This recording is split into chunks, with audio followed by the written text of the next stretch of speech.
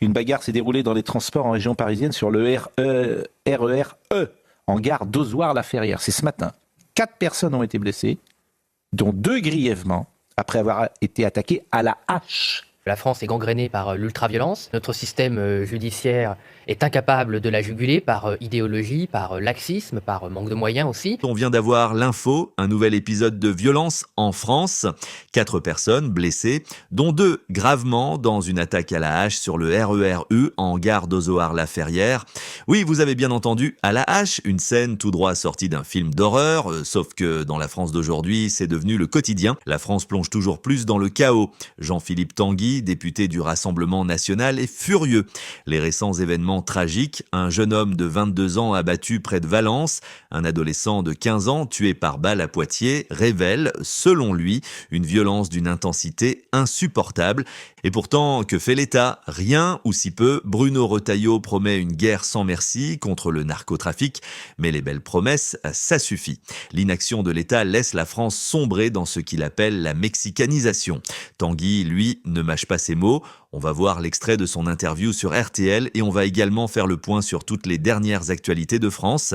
Avant de commencer, n'oubliez pas de cliquer sur j'aime et de vous abonner à la chaîne pour rejoindre notre grande communauté.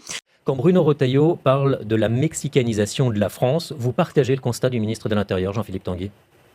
Le constat de la mexicanisation, je ne sais pas. Le constat de Marine Le Pen fait depuis longtemps que la France est gangrénée par l'ultraviolence, que notre système judiciaire est incapable de la juguler par idéologie, par laxisme, par manque de moyens aussi, évidemment.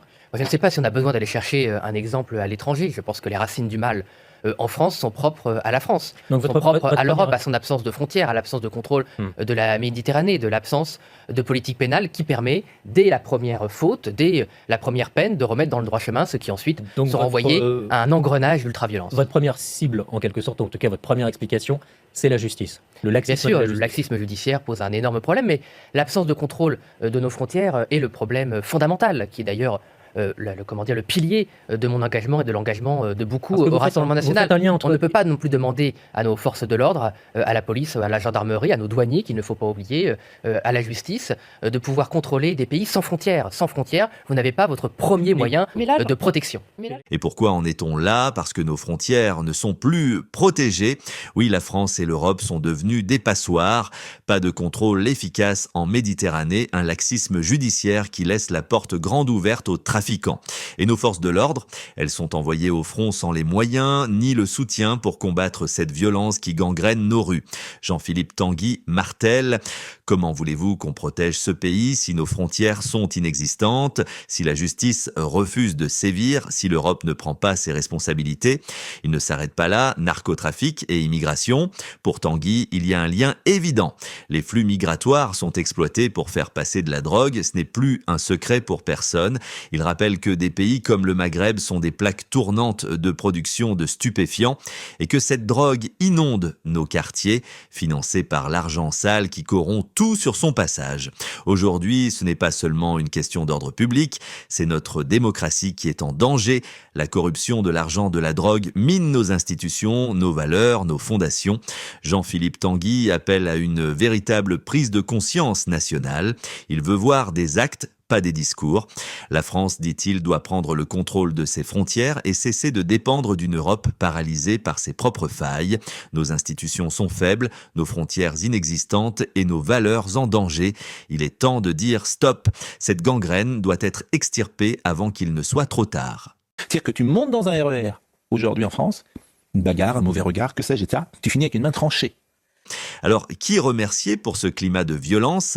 Ah, bien sûr, notre cher Emmanuel Macron et sa politique qui fait de la sécurité un joli concept, presque poétique, mais qui, dans la réalité, laisse les citoyens en proie à une violence débridée. On pourrait croire que protéger les Français serait la priorité d'un président, mais non, trop banal. Macron préfère sans doute consacrer son énergie à des causes bien plus nobles et à nous expliquer que la France va bien alors même que les hôpitaux accueillent les victimes de ces attaques presque quotidiennement. Les faits parlent d'eux-mêmes. Une simple altercation entre des jeunes de 16 et 17 ans dégénère en bain de sang, une main tranchée, un crâne fracassé.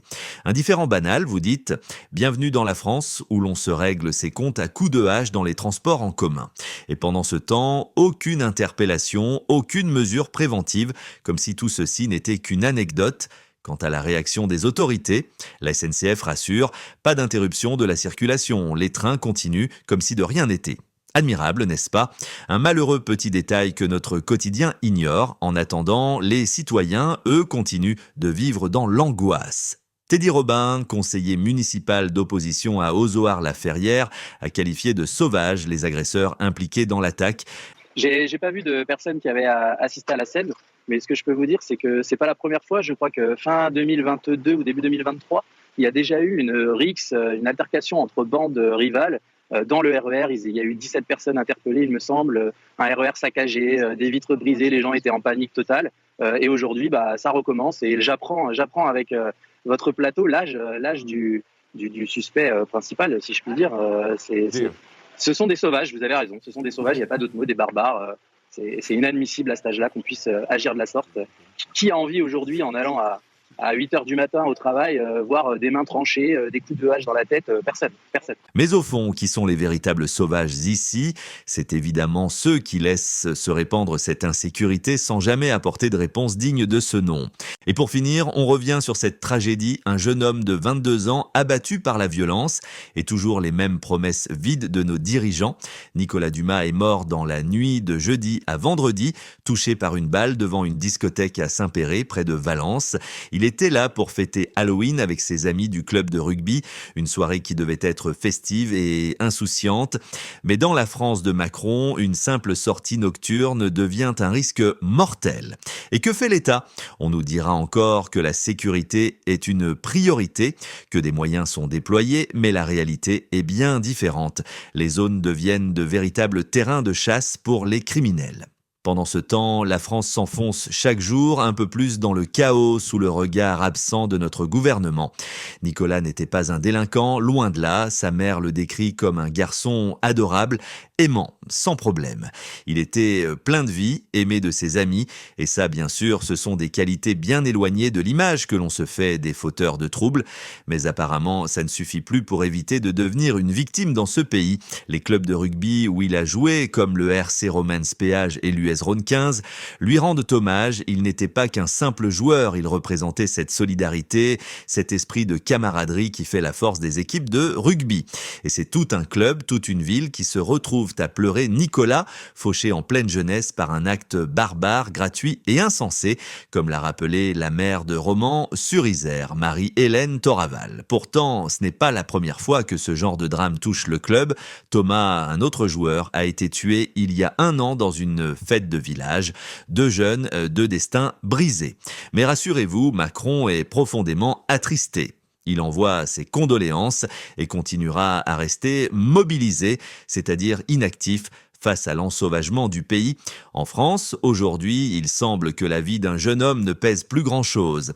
Alors la question se pose, combien de Nicolas, combien de Thomas faudra-t-il encore pour que le gouvernement réagisse? Combien de familles devront encore porter le deuil? Alors, qu'avez-vous pensé de tout ce dont on a discuté aujourd'hui? Je vous invite à partager votre avis dans les commentaires ci-dessous. Si ce n'est pas déjà fait, abonnez-vous à la chaîne pour ne rien manquer des prochains contenus. Merci à tous, prenez soin de vous et à très bientôt.